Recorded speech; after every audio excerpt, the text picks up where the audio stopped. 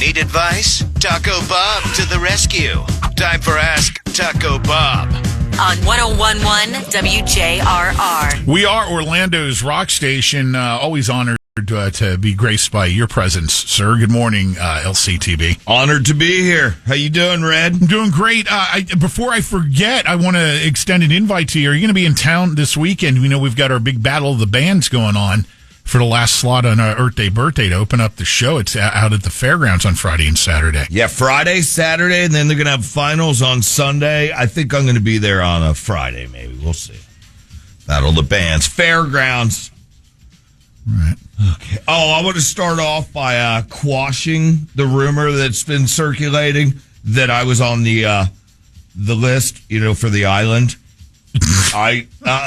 LC does not venture there. In all honesty, I have to, sir, not a single one of our listeners even asked that question because they know you are a man of such impeccable moral, outstanding, levels there. In other circles of people, it's going around. Not true. Need your help, LCTB. Caught my pool guy peeing in the corner of my yard. You think this is a fireable offense? I think so. You need to ask your friends and neighbors who they use. Because God forbid, what if your kids saw him, right? If they're your neighbors and friends don't have anybody, just look online. I'm sure there's like hundreds of companies out there with like 800 pool and things like that. Look at the bright side, though. At least he wasn't peeing in your pool.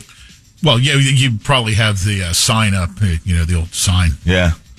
If you just looked out one day, they throw the chemical in the... Welcome to our ool. Look, yeah, there's no pee in it. Keep it that way. They walk around with a big jug of chlorine and drop it on. If you just look out there and here's a pool person leaking in it. See, I said person because we have women that listen and clean pools, too.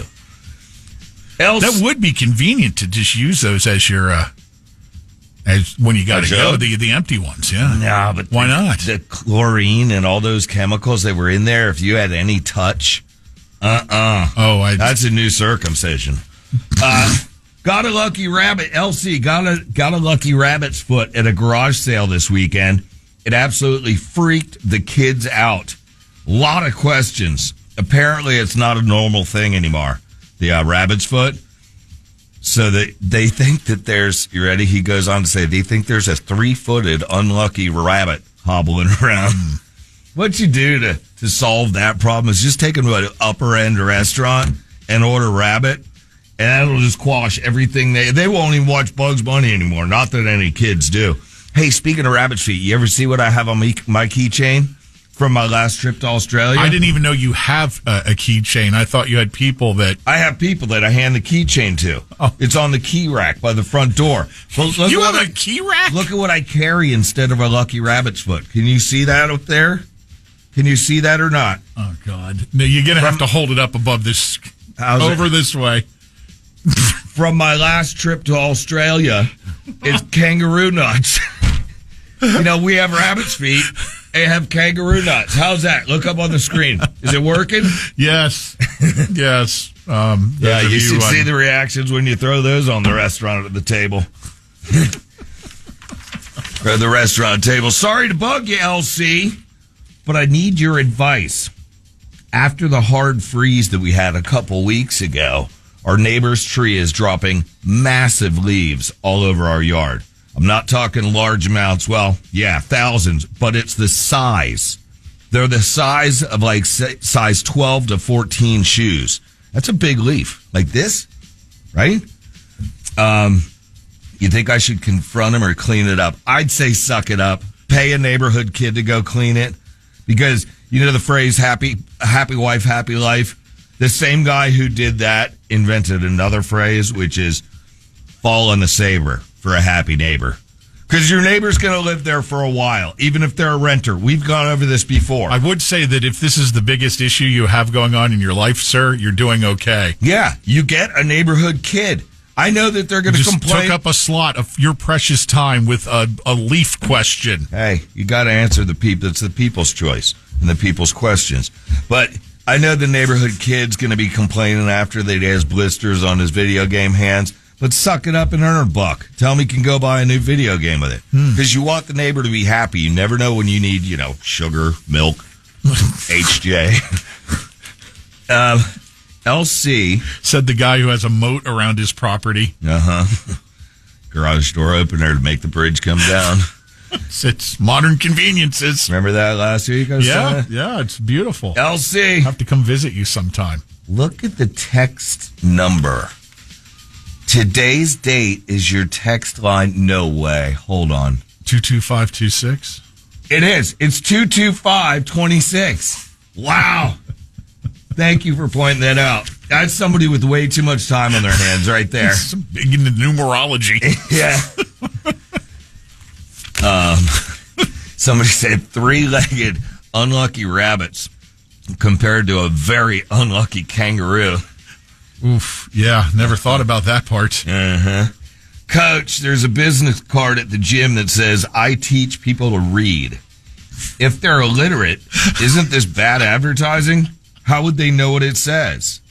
Well, it's just like Braille at the drive-thru. At the ATM drive-thru. I don't get it. If they're blind, they're not driving. Although we do donate old cars to the blind. Remember those commercials? You've heard those, right? What do they do? Is it like to tease? Okay, look. Oh, wait, you can't see it. Well, you can't drive it either. Sick burn. How are we doing on time? We're fine. We got a lot. We're fine. If you get any more landscaping questions or kangaroo nut stories, feel free, sir. Hold on, Coach. If I don't get to yours, don't worry. They will be printed up because there's a lot. Life Coach Sensei. Well, that's a new one. I suffer from paranoia personality disorder. I feel expendable as a substitute teacher. Have we done this one? I don't think so. I don't think so either. I don't feel appreciated, and I feel like I'm constantly walking on eggshells at my substitute job. But I love to work with the students, and I love the job otherwise. Your thoughts? Don't be paranoid. Teachers, especially substitutes, you're very wanted and needed, so you don't have to be paranoid about getting fired. Yes. I have a question here, since you know a lot about the educational system. They're Harvard, Yale, Duke, name them, I went. Always saying we're short on teachers, right? Short on teachers. Yeah. Why don't the substitutes just go full time and teach? Because they're slackers. That's why they're substituting. Oh. They don't want to be there all the time and deal with the kids. They said they love being there with the kids. I mean, why not be there 5 days a week? Because he or she's there 2 to 3 days. That's why they love being with the kids. Otherwise, they'd be the regular teacher taking off and needing a sub. Wow, that just went full circle. Oh, God. Was I overthinking that? I think so. LC, I have strong concerns about my wife's money spending. We're at the point that she's spending so much that we're living off of credit cards. If you ever get really freaked out about living off credit cards, just remember Bon Jovi's living on a prayer. And technically, he really is living on a prayer with that song and how much it's played, right? What's wrong? You're going somewhere with this? What do you mean? I'm confused. The person said that their wife is living off of credit cards, that the family's living off credit cards. Even with us finishing up what's your question? Nothing. It's fine. I'm not the life coach. LCTB, I have strong concerns about my wife's spending.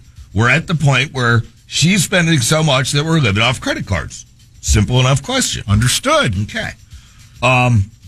Even with us just getting over the holidays and you're paying off credit card bills and all that, you got a category 4 spender. Think about the hurricane scale. That's your wife. You need to put a freeze on all credit cards, take away her debit card, and just get her like a prepaid credit card. Right. With only a certain amount. Right. They can only afford gas and necessities. This is needs versus wants. She doesn't get stuff she wants. If she wants stuff, she can open up an OnlyFans page.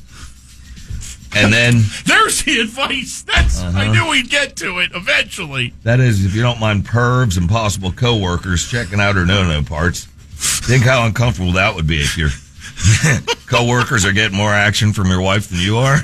Stripper wives too. All right, Hunter, we gotta go. All right, we'll see you at the Battle of the Bands this weekend. See if you get some TV time at the presidential, whatever that was. Me and the hockey team. I did not see you with the hockey team. I was there. Yeah. Wow, who knew? The guy missing his front teeth. That could be right there.